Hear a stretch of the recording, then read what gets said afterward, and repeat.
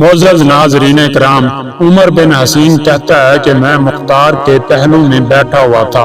اس نے خوشحالی اور توقع کے اظہار کے لیے یہ جملہ کہا کہ کل میں اس آدمی کو قتل کروں گا کہ جس کے پاؤں بڑے، اس کی آنکھیں دھنسی ہوئی اور آبرو گھنے جو اس کی آنکھوں پر پڑے ہوئے ہیں۔ اس کے قتل سے آسمان کے ملائکہ اور مومنین خوش ہوں گے۔ عمر بن حسین مختار کا مطلب سمجھ گیا۔ طبری نے لکھا ہے کہ اس جلسے میں حسین بن اسود نخعی بیٹھا ہوا تھا۔ اس نے مختار کے کلام کو اچھی طرح سمجھ لیا اور کہا کہ با خدا مختار کا قصد سوائے عمر بن سعد کے اور کوئی نہیں ہے۔ تو دوستو، یہ آدمی اپنے گھر آیا، اس کی عمر بن سعد سے پہلے سے ہی دوستی تھی۔ اس نے اپنے بیٹے اریان سے کہا کہ فوراً اٹھو اور عمر بن سعد کے گھر چلے جاؤ اور اس سے کہو کہ اپنے آپ کو سنبھالو اور اپنی جان کی نجات کی فکر کرو، مختار تجھے قتل کرنا چاہتا ہے۔ اریان جلدی میں عمر سعد کے گھر گیا اور خفیہ طور سے اس واقعہ کی اسے خبر دی۔ عمر سعد اس خبر کے سننے سے بہت ہی پریشان ہو چکا تھا۔ اریان سے کہا کہ خدا تیرے باپ کو بخش دے، اس نے بہت اچھے وقت میں خبر کی ہے۔ میں اگرچہ اس کام کو ناممکن سمجھتا ہوں کیونکہ مختار نے مجھے امان دے رکھی ہے۔ دوستو، یہاں پر ضروری ہے کہ آپ کو اس امان نامہ کی طرف جو مختار نے عمر سعد کو دیا تھا اشارہ کیا جائے۔ عمر سعد اچھی طرح سے جانتا تھا کہ مختار کا قیام سے اصلی ہدف حضرت امام حسین علیہ السلام اور شہدائے کربلا کے خون کا انتقام لینا ہے، اور جب بھی اس کے لیے حالات سازگار ہوں گے اس پر وہ عمل کرے گا۔ اور چونکہ کربلا کے واقعہ میں سب سے زیادہ عمل دخل عمر سعد کا تھا اور یہ ابن زیاد کی تمام فوج کا سالار اعظم تھا اور اس نے امام حسین علیہ السلام سے جنگ کی تھی اور پورے کربلا کے ظلم و مظالم کی ذمہ داری اس کی گردن پر تھی، لہذا مختار کے کوفہ پر مسلط ہونے کے بعد اس سے پہلے کہ مختار انتقام لینا شروع کرے، عمر سعد نے مختار کے مقرب ترین انسان عبداللہ بن جادہ کو واسطہ بنا کر مختار سے امان نامہ لکھ لیا۔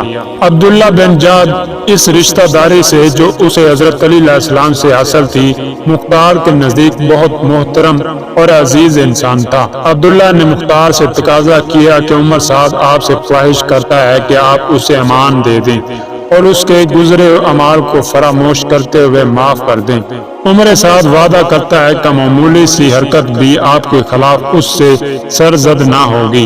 مختار نے اس مصلحت کی بنا پر کہ اپنے دشمنوں کی بغاوت اور شورش کو روک لے، جناب عبداللہ کی سفارش کو قبول کر لیا اور ایک امان نامہ لکھ کر عمر سعد کو دے دیا۔ تو دوستو، اس کے بعد جب مختار امام حسین علیہ السلام کے قاتلوں کو قتل کر رہا تھا، عمر سعد کے بارے میں بھی بہت ہی سخت ارادہ رکھتا تھا، لیکن اس نے عمر سعد کو بعض مصالحہ کی بنا پر امان نامہ بھی دے دیا تھا اور عمر سعد نے بھی کوئی بہانہ مختار کو اپنے قتل کا نہیں دیا تھا۔ عمر سعد نے بغاوت میں بھی شرکت نہیں کی تھی، اس لیے مختار کو قتل کر دینے میں دیر ہو گئی۔ لیکن کیا ممکن تھا کہ مختار عمر سعد جیسے جانی اور ظالم نمبر 1 کو جو کربلا کے واقعہ کا تمام تر ذمہ دار تھا چھوڑ دے گا؟ کیا ممکن تھا اہل بیت علیہ السلام کا یہ اصلی دشمن عیش کی زندگی بسر کرتا رہے گا جبکہ اس سے کم تر دشمن مختار کے ہاتھوں قتل کیے جا رہے ہوں اور یہ اپنے اعمال بد کی سزا نہ پائے؟ عمر سعد کو معلوم ہو گیا کہ مختار اسے گرفتار کرنا چاہتا ہے اور اسے سزا دینا چاہتا ہے۔ عمر سعد اپنی گرفتاری کی خبر سننے سے گھبرا چکا تھا اور حیران تھا کہ وہ کیا کرے اور کہاں جائے کہ مختار مجھے قتل کر دے گا یا اپنے امان نامہ کا احترام کرے گا۔ اس خوف نے اسے ہوشیار رہنے پر مجبور کیا اور اس نے فرار کر جانے کو ترجیح دی اور ارادہ کر لیا کہ وقت کے ہاتھ سے نکلنے سے پہلے کوفہ سے فرار کیا جائے۔ عمر سعد نے بنی تمیم قبیلے سے مالک نامی اپنے ایک دوست کو اپنے پاس بلایا۔ یہ مالک ایک بہادر اور چالاک انسان تھا۔ عمر سعد نے اسے 400 دینار دیے اور کہا کہ یہ رقم ہمارے راستہ کے خرچ کے لیے رکھ لو اور آج ہی رات مجھے کوفہ سے باہر نکال کر لے جاؤ۔ ان دونوں نے حرکت کی اور گلی کوچے سے گزرتے ہوئے شہر کے آخر تک پہنچ گئے۔ وہاں عمر نامی حمام یا نہر کے نزدیک عبد الرحمن موجود تھا۔ عمر صاحب ٹھہر گیا اور دوست مالک سے کہا کہ جانتے ہو کہ میں کوفہ سے کیوں جا رہا ہوں؟ مالک نے کہا کہ نہیں۔ عمر صاحب نے کہا کہ ایک بہت اہم وجہ ہے۔ مالک نے کہا کہ کون سی؟ عمر صاحب نے کہا کہ مختار کے ڈر سے۔ مالک نے کہا کہ اسی مختار دوما کے فرزند کا کہہ رہے ہو؟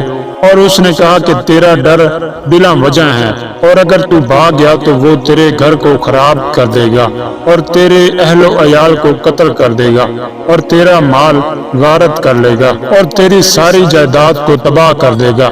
تم نے اس طرح کے فرار کرنے کو اس کے لیے بہانہ دے دیا ہوگا، اور پھر تم کوئی معمولی آدمی نہیں ہو، تم عربوں میں محترم اور باوقار انسان ہو۔ خلاصہ یہ کہ اس نے اتنا عمر صاحب کو پھنسایا اور اسے دھوکہ دیا اور ڈرایا کہ عمر صاحب کو اس کی باتوں پر یقین آ گیا۔ عمر صاحب نے کہا کہ تم سچ کہتے ہو، بس ہم کوفہ واپس لوٹ جائیں اور پھر آگے دیکھتے ہیں کہ کیا ہوتا ہے۔ عمر صاحب اسی وقت واپس لوٹ آیا اور صبح کے وقت اپنے گھر میں موجود تھا، اور مختار کو عمر صاحب کے فرار ہونے کا پتہ چل گیا تھا، اور مختار کو معلوم ہو گیا کہ وہ شہر سے باہر گیا تھا اور پھر واپس گھر لوٹ آیا ہے۔ اس سے مختار خوش ہو گیا اور کہا کہ اچھا ہوا کہ اس نے عہد نامہ کو توڑ دیا ہے، کیونکہ مختار نے شرط کی تھی کہ عمر صاحب تب تک امان میں ہے جب تک کہ شہر سے باہر نہ نکلے۔ اب تو امان نامہ عمر صاحب کی وجہ سے ٹوٹ گیا ہے، لہذا مختار اس امان نامہ کی پرواہ کیے بغیر اس پر دست درازی کر سکتا تھا۔ تو دوستو، مختار نے عمر صاحب کے بیٹے حفص سے پوچھا کہ تیرا باپ کہاں ہے؟ اس نے جواب دیا کہ اپنے گھر میں ہے، لیکن وہ فکر مند ہوا کہ مختار اس امان نامہ کی پابندی کرے گا یا نہ کرے گا۔ مختار نے حفص سے کہا کہ تم ابھی یہاں بیٹھے رہو اور بعد میں دیکھا جائے گا۔ مختار کی پولیس کے افسر ابو عمرہ کو عمر صاحب کے لے آنے کے لیے متعین کیا گیا۔ مختار نے ابو عمرہ سے کہا کہ یہاں آؤ۔ جب وہ آیا تو مختار نے ابو عمرہ سے کہا کہ چند ایک آدمیوں کے ساتھ جاؤ اور عمر صاحب کو لے آؤ، اور اگر اس نے کہا کہ میرا جبہ لے آؤ تو تمہیں معلوم ہونا چاہیے کہ وہ تلوار مانگ رہا ہے، نہ کہ جبہ۔ اسے مہلت نہ دینا اور اس کا کام تمام کر دینا۔ ابو عمرہ فوراً چل پڑا اور عمر صاحب کے گھر آیا اور آواز دی، اے عمر صاحب، تجھے امیر بلا رہا ہے۔ عمر صاحب خوف سے اپنی جگہ پر خشک ہو گیا تھا، اور جب چاہا کہ کہے کہ میرا جبہ لے آؤ تو فوراً ابو عمرہ تلوار کھینچ کر اس کے سامنے آ گیا۔ عمر صاحب نے اپنے آپ کو اس کبوتر کی طرح دیکھا جو باز کے پنجے میں ہو۔ عمر صاحب ابو عمرہ، جس کو وہ اچھی طرح جانتا تھا کہ خوف سے اس طرح لرزنے لگا جیسے مردہ کفن میں لرز رہا ہو، وہ اس کے رعب سے نہ چل سکا۔ ابو عمرہ نے دیکھا کہ اسے زیادہ مہلت نہیں دینی چاہیے۔ اس نے اپنی تلوار نکالی اور اس پر اتنے وار کیے کہ اسے یقین ہو گیا کہ وہ مر گیا ہے۔ اس وقت عمر صاحب کا سر اس کے بدن سے جدا کیا اور اسے اپنی قبا کے دامن میں ڈال کر مختار کے سامنے لے آیا گیا۔ جب مختار اور اس کے بعض دوست بیٹھے ہوئے تھے اور عمر صاحب کا بیٹا بھی مختار کی مجلس میں بیٹھا ہوا تھا، ابو عمرہ مختار کے پاس آیا اور سلام کیا اور اپنے دامن کو کھولا اور عمر صاحب کا سر مختار کے سامنے زمین پر رکھ دیا۔ جی ہاں دوستو، یہ اس انسان کا سر ہے کہ جس کے ظلم ایک دو نہیں، اللہ کی مخلوقات میں بدترین مخلوق کا سر ہے۔ یہ امام حسین علیہ السلام کے قاتل کا سر ہے، ابن زیاد کی فوج کا سالار اعلیٰ ہے۔ یہ اس خبیث کا سر ہے کہ جس نے عاشورہ کے دن اہل بیت علیہ السلام پر بدترین مظالم ڈھائے۔ یہ اس ظالم کا سر ہے کہ جو اس کے منحوس بدن سے جدا ہو کر مختار کی عدالت میں موجود ہے۔ یہ اس کا سر ہے کہ جو آزاد مسلمان اسے دیکھتا تھا اس پر لعنت اور نفرین کیا کرتا تھا۔ یہ کربلا کے واقعہ میں نمبر 1 ظالم کا سر ہے۔ مختار نے ایک گہری نگاہ عمر صاحب پر ڈالی۔